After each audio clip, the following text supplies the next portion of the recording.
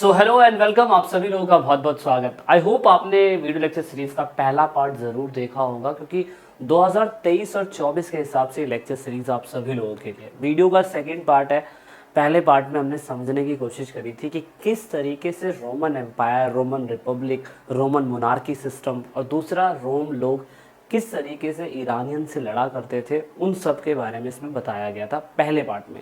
आपको एक चीज़ और बेसिक बात बताऊं मैं कि इस चैप्टर के अंदर पूरी तरीके से रोम साम्राज्य के बारे में कवर करा गया है। ससीरियन, पार्थेवियन के बारे में अगर आपने पढ़ना है तो क्लास 12th में थोड़ा बहुत समझ में आएगा, लेकिन जब आप कॉलेज में जाओगे पढ़ने के लिए तो उनके बारे में फिर आपको वहाँ डीपली जानने को मिलेगा कि उनके अंदर राजा कौन थे। थोड़ा सा हल्का फुल्का झलकियाँ इसमें दिखाई गई है कि रोम साम्राज्य का राजा और ईरानियन साम्राज्य का राजा जब आपस में लड़े थे तो एक बार किस तरीके से इनके बीच में बैटल हुई और बैटल के बाद कुछ इलाका रोमन साम्राज्य का छूट जाता है। तो ये कुछ बातें हैं उसमें, तो अभी हम उसे नज़रअंदाज करते हुए आगे बढ़ने की कोशिश करते हैं। तो अगर आप लोग हमारे साथ टेलीग्राम पे नहीं जुड़े हैं तो ज़रूर जुड़ने की कोशिश करिएगा। इंस्टाग्राम अकाउंट है हमारा, इन्फॉर्मेशन हम लोग यहाँ पे भी देते रहते हैं। जितना बड़ा साम्राज्य उतनी बड़ी विशाल विरासत को चलाने वाला राजा भी विशाल ही होना चाहिए। जैसा कि इंडिया के अंदर आप लोगों ने कहीं ना कहीं पूरी तरीके से समझा होगा, आपके दिल्ली सल्तनत के राजाओं के बारे में आपने सुना होगा, मुगलों के बारे में। मुगलों के बाबर है, हुमायूं है और औरंगज़ेब है, अकबर है, जहांगीर है, शाहजहां है ना, कितने सारे लोग हैं और जिन्होंने इतने सालों तक राज करा पूरे के पूरे भारत के अंदर। सेम उसी टाइम पीरियड पे एक व्यक्ति ने काफ़ी अच्छी तरीके से साम्राज्य को चलाया, रोमन साम्राज्य को। तो क्योंकि रोमन साम्राज्य में कई भाषा बोली जाती थी, क्योंकि 3 एम्पायर में फैला हुआ, हमें पता है कि अगर अफ्रीका में है तो अफ्रीका में कुछ और भाषा तो होगी लोकल लेवल पे, और अगर कहीं एशिया के अंदर है तो एशिया में भी होगी कहीं ना कहीं। लेकिन कोशिश ये करी जाती थी कि एडमिनिस्ट्रेटिव सिस्टम में ना ज़्यादातर उन भाषाओं का इस्तेमाल किया जाए जो लोगों के लिए आसानी से समझने वाली हो। तो पेपर में 1 मार्क्स में क्वेश्चन आ सकता है, लैटिन और ग्रीक लैंग्वेज दोनों का इस्तेमाल प्रशासनिक भाषाओं में इस्तेमाल किया जाता था। एग्जाम्पल मैं आपको बताता हूँ, आप लोग भारत के अंदर गुजराती, मराठी, मलयालम, कन्नड़, तेलुगु सब कुछ बोल रहे हैं, हिंदी बोल रहे हैं, लेकिन आपको पता है कि सारा काम ज़्यादातर इंग्लिश में होता है ताकि सभी के लिए अंडरस्टैंडेबल हो। और इसे हमने नेशनल लैंग्वेज माना है हिंदी इंग्लिश को लेके, क्योंकि साउथ के लोग हिंदी नहीं बोल पाते, हिंदी पढ़ नहीं पाते हैं, तो इसीलिए हमारी जो एडमिनिस्ट्रेटिव सिस्टम है उसमें इंग्लिश का इस्तेमाल होता है। ऐसे ही यहाँ पे इंग्लिश का इस्तेमाल नहीं होता था, यहाँ पे ग्रीक और लैटिन भाषा का इस्तेमाल होता था। रोमन साम्राज्य में सभी लोग एक साथ रहते थे, भले ही वो कहीं भी रहते हो, कोई भी भाषा बोलते हो, क्योंकि वो राजा के अंडर में ही होते थे। ठीक है, राजा के अंडर में होते थे, अंडर उसके अंडर अरेस्ट से बाहर नहीं होते थे। आप इतना समझ सकते हो। अच्छा, दूसरी बात है, रोमन सिविलाइजेशन के अंदर 3 मेन प्लेयर माने जाते हैं रोमन के इतिहास को चलाने के लिए। जब रोमन रिपब्लिक हो चुका था, रोमन रिपब्लिक याद रखिएगा, रोमन रिपब्लिक का मतलब ये होता है, मैं वो टाइम पीरियड कह सकता हूँ जो आपकी एनसीईआरटी के अंदर दिया हुआ है। एनसीईआरटी के अंदर क्या दिया हुआ है? एनसीईआरटी के अंदर ये दिया हुआ है कि जूलियस सीजर करके उसका नाम है, और इस टाइम पीरियड पे जूलियस सीजर ने रोम को रोमन रिपब्लिक कर दिया था। रोमन रिपब्लिक का मतलब ये होता है कि अगर रोमन साम्राज्य का राजा या कोई भी व्यक्ति कुछ भी काम करेगा तो वो नियम और कायदे कानून से ही करेगा। ऐसा नहीं है कि राजा अगर कुछ भी है तो कुछ भी रूल अप्लाई कर सकता है, उनसे सीनेट से उसे एडवाइस लेनी पड़ेगी। तो इसीलिए इसे रोमन रिपब्लिक कहते हैं। तो आप कह सकते हो कि 506 से लेके 27 तक या 509 से लेके 27 BCE तक ये वाला टाइम पीरियड जो था रोमन रिपब्लिक था। तो उस समय 3 प्लेयर बड़े इंपॉर्टेंट थे। 3 प्लेयर कौन कौन से? नंबर 1 राजा तो था ही, क्योंकि सारी अथॉरिटी का मालिक वही है। नंबर 2 सीनेट, जैसे आज के लोकसभा राज्यसभा होते हैं ना, तो उस समय पे भी सीनेट जो थी, जैसे रोम, एक इंटरेस्टिंग बात और है, इटली के पार्लियामेंट को आज भी सीनेट कहा जाता है, सोचिए। अच्छा, जापान की पार्लियामेंट को डाइट कहते हैं, जर्मनी की पार्लियामेंट को रिच स्टेट बोलते हैं, भारत की पार्लियामेंट को संसद बोलते हैं, है ना। तो ये बड़ा अजीब सा है। अच्छा, कोई मुझे बता सकता है कि आप जो भी देख रहे हैं वीडियो, पाकिस्तान की पार्लियामेंट का नाम क्या है? दूसरा आप बताइएगा मुझे कि एक और अफगानिस्तान, इसकी पार्लियामेंट का क्या नाम है? अच्छा, सीनेट जो होते थे वो वेल्दी बॉडी फैमिली होती थी जो राजा को एडवाइस करती थी किसी भी डिसीजन को कैसे लेना है। दूसरी आर्मी, सभी लोगों को 25 साल से बड़े व्यक्ति को बोला जाता था कि भैया आपको आर्मी के अंदर आना है, 30 साल तक आपको सर्विस करनी है सभी को। जैसे जापान के अंदर सभी को सर्विस देनी होती है, यूएस के अंदर सभी को सर्विस देनी होती है, तो ऐसा ही यहाँ पे कहा गया कि भाई सभी लोगों को paid and professional skill training भी मिलेगी और आपको उसका पैसा भी मिलेगा। तो ये अच्छी बात थी रोमन साम्राज्य को बहुत अच्छा बनाने के लिए। अब आते हैं पूरी तरीके से राजा के बारे में। देखिए सीनेट जो थे ना, senate, the republic least from 59 BCE to 27 BC when it was overthrown by the Octavian, the adopted son of heir of Julius Caesar, who later changed his name Augustus. Membership to the Senate was the life and the wealth of his hold counted for more than rebirth. इसका मतलब क्या है समझने की कोशिश करते हैं। मैंने क्या कहा अभी आपको कि रोमन रिपब्लिक था, रोम साम्राज्य रिपब्लिक था, और वो किस टाइम पीरियड में था, वो था पूरी तरीके से आपका 509 से लेके 27 BCE तक। पूरी तरीके से रोम साम्राज्य के अंदर कुछ भी चलता था वो according to rules and regulation से चलता था, रूल्स एंड लॉ से चलता था, ठीक है। क्योंकि इसके अंदर जो राजा होता था उसको अपने सीनेट से एडवाइस लेने की ज़रूरत होती थी, और जो ये आर्मी होती थी वो पेड आर्मी होती थी, ठीक है, इस टाइम पीरियड पे। अब इसकी शुरुआत किसने करी? इसकी शुरुआत करी थी, हमने अभी पढ़ा, जूलियस सीजर है, स्पेलिंग मिस्टेक होगी तो माफ़ी करिएगा, ठीक है। लेकिन अब अगर हम बात करें, समय बीता और 27 BCE के अंदर, 27 BCE के अंदर इसी का गोद लिया हुआ बेटा जिसका नाम है ऑक्टेवियन। क्या नाम है? ऑक्टेवियन। इसने अपना नाम बाद में बदलकर अगस्टस कर लिया था, लेकिन हम इसे ऑक्टेवियन ही मानते हैं। ऑक्टेवियन नया नाम, पुराना नाम, अगस्टस नया नाम।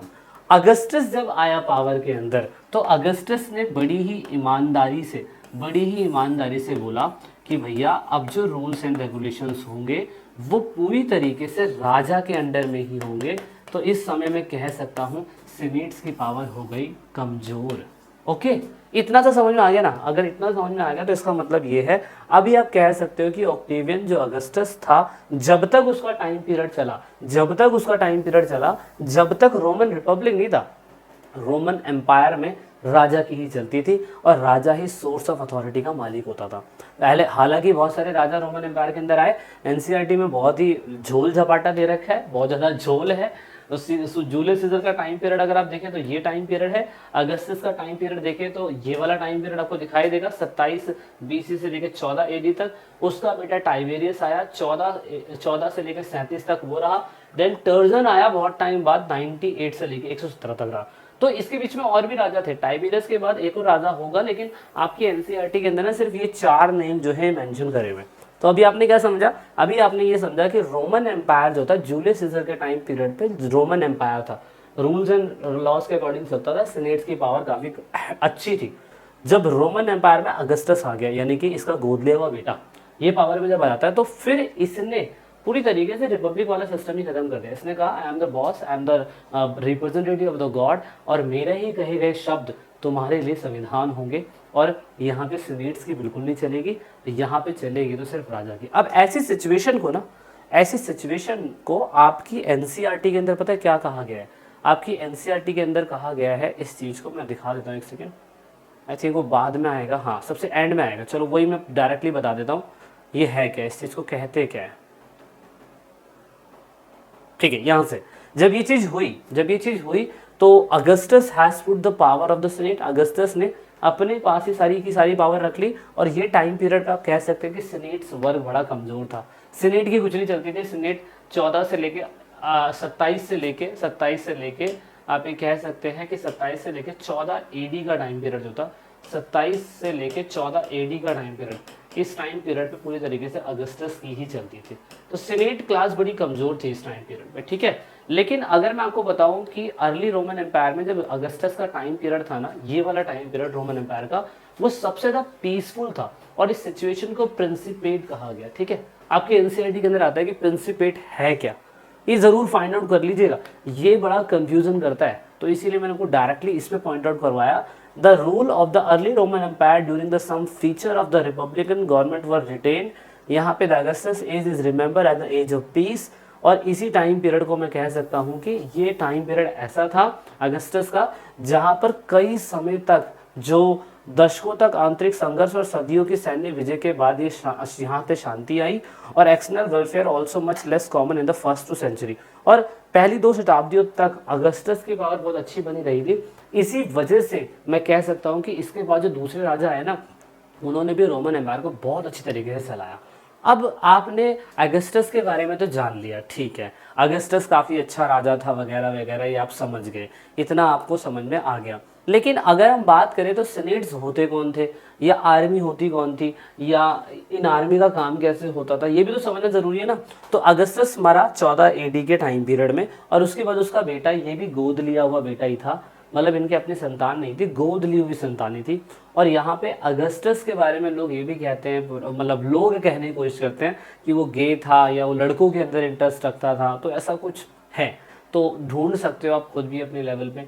मैं स्पेशल नहीं कहूँगा कि आप इसी चीज़ को मानो, लेकिन ये है कि इसने गोद तो लिया था पुत्र, इसके बारे में तो NCERT भी बताती है। तो टाइबेरियस जब गोद लिया हुआ पुत्र था, तो टाइबेरियस ने भी कुछ ना कुछ करा होगा, सीनेट्स के बारे में भी कुछ सोचा होगा उसने, आर्मी के बारे में भी कुछ सोचा उसने, तो ये भी समझ लेते थोड़ा सा। और उसका भी बेटे का बेटा आया हुआ टर्जन, टर्जन का सपना था भारत को कैप्चर करना। ये क्या कहते हैं, ये अलेक्जेंडर की तरह था जो पूरी दुनिया के ऊपर राज करना चाहता था, तो ऐसे टर्जन जो था उसका सपना था भारत के ऊपर राज करने का। तो ये लाइन हमें यही बताती है, इसके अंदर से भी क्वेश्चन पूछा जा सकता है। इसको एक इतिहास करता है कैसियस डियो, कैसियस डियो, उन्होंने अपनी बुक के अंदर इसके बारे में बताने की कोशिश करी। सिकंदर से बड़ा इंस्पायर था ये, कहता था मैं भी एक दिन ऐसा होगा कि भारत पर विजय प्राप्त करूंगा।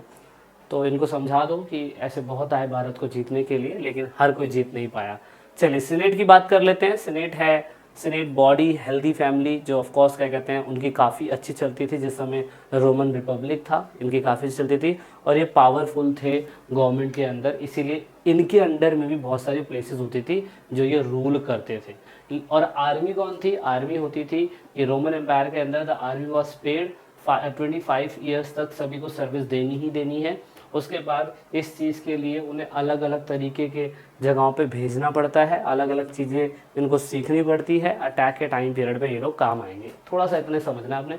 अच्छा, आर्मी जो है मैं कह सकता हूँ सेना रोमन साम्राज्य की सबसे बड़ी एक ऐसी सिस्टम थी जो पूरे रोमन एम्पायर का क्या कहते हैं फ्यूचर तय करने वाली थी। इस बीच आर्मी जो थी सीनेट से बड़ा क्या कहते हैं किलसा करती थी। क्यों? क्योंकि सीनेट जो होते थे ना, वो राजा को बोला करते थे कि आर्मी के अंदर ये बदलाव होने की जरूरत है, या आर्मी के अंदर लोगों को इस तरीके की सैलरी देने की जरूरत है। अब आर्मी कहती थी यार तुम तो काम कर रहे नहीं हो, तुम तो अटैक कर रहे नहीं हो, तुम तो युद्ध के लिए जा रहे नहीं हो।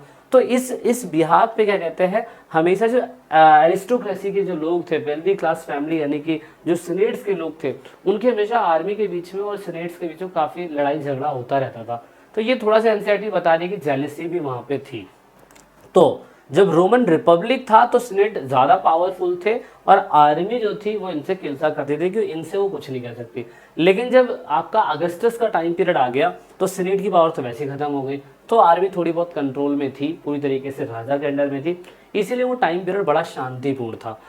अब अगस्टस के मरने के बाद उसका बेटा टाइबेरियस आता है और टाइबेरियस भी जो था गोद लिया हुआ बेटा था। और उसके टाइम पीरियड में मैं कह सकता हूँ आर्मी जो थी, सेना को इसी अवधारणा के लिए तैयार किया जाता था कि टाइबेरियस प्राकृतिक नहीं बल्कि अगस्टस का दक्कत बोलते थे,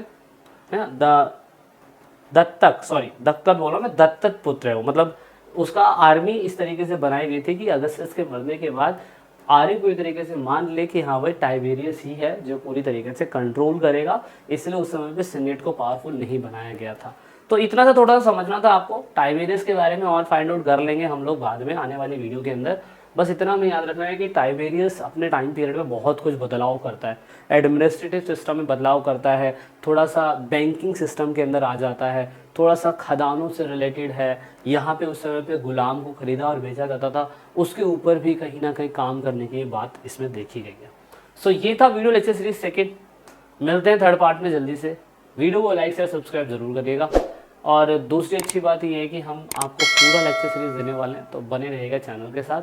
so this is it in this video. जय हिंद, जय भारत, वंदे मातरम।